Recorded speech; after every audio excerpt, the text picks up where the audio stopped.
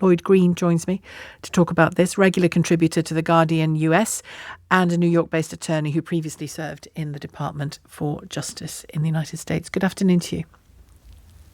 Good afternoon from Lower Manhattan. Thank you. I can see Lower Manhattan behind you, yeah.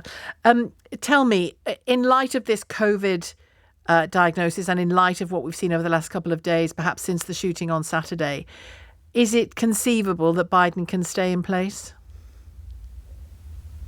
It becomes less and less conceivable that Joe Biden can stay at the top of the ticket.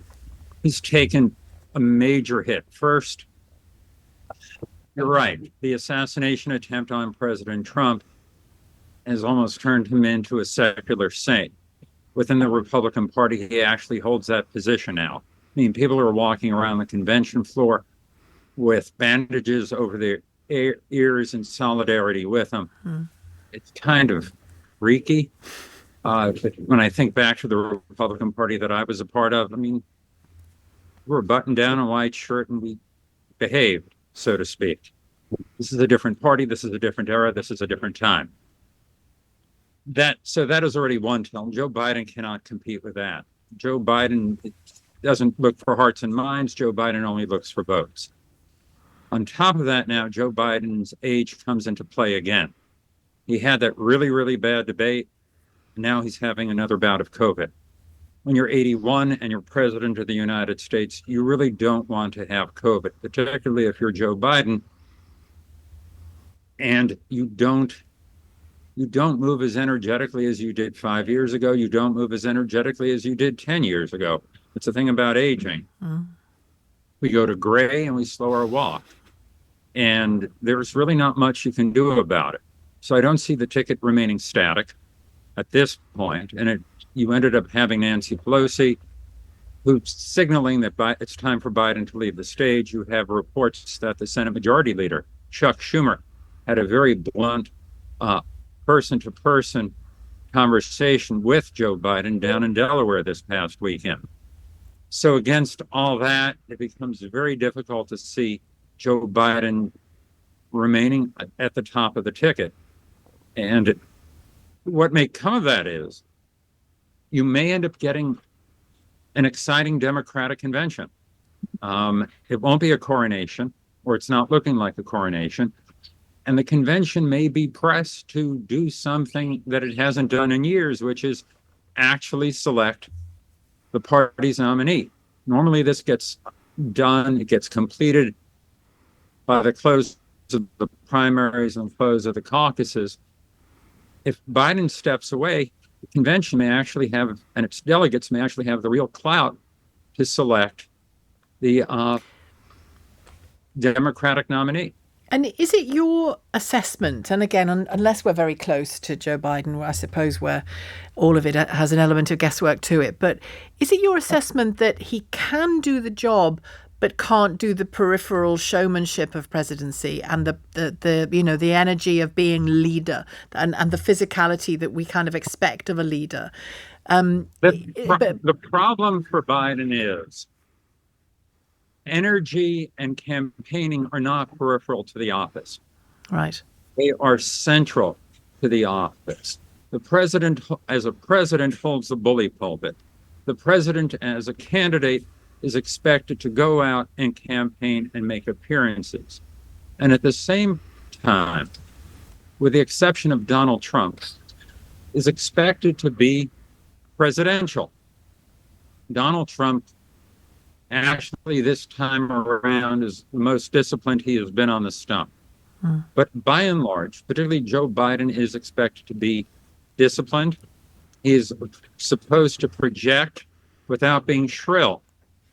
And when Joe Biden has been on TV, when Joe Biden has publicly appeared to show enthusiasm, his default at times to become shrillness.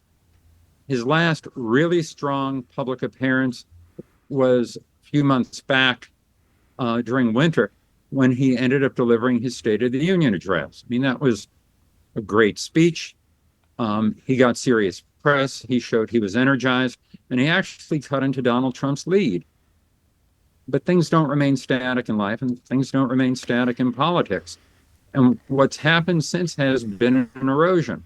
And since his debate, you had the debate, you ended up having his interviews, you had the reports of a horrible phone call with Democratic donors. You had a run-in with Congress with a member of the Democratic Congress, Congressman Jason Crow. This is not what you want to see from a president. It's bound to take your eye off the ball, isn't it, essentially, because you're fighting for your life, I guess, your political life. Yeah, it becomes the dominant message. It's not even a question of a president who brings his party along and everyone just sits down and it doesn't and grumbles silently. This is outright pushback. And when you end up having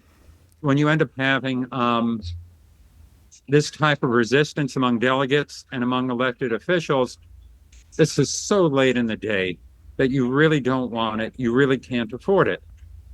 I mean, Donald Trump ended up putting down his primary challengers. He put down the governor of Florida. He then put down Nikki Haley. He cleared the field.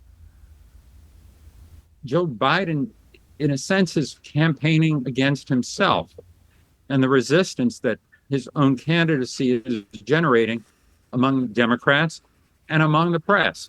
You said a moment ago that it doesn't look like it's going to be a coronation of Kamala Harris plus whoever she would choose as vice president running mate.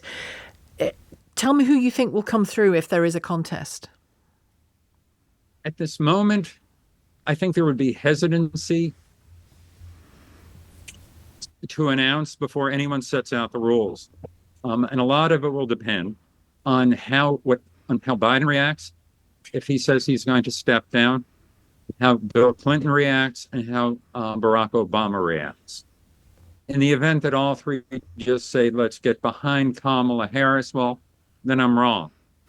But if it's anything short of that, as opposed to anything short of those three voices saying she's the person to be at the top of the ticket, you may see some of the larger state governors go for the brass ring. And you'll be seeing candidates who have deep pockets potentially making a play for that position. You could see Gavin Newsom, the governor of California.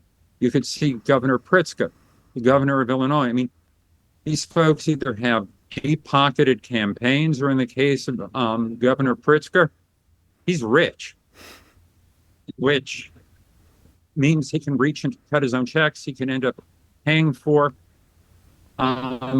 his run.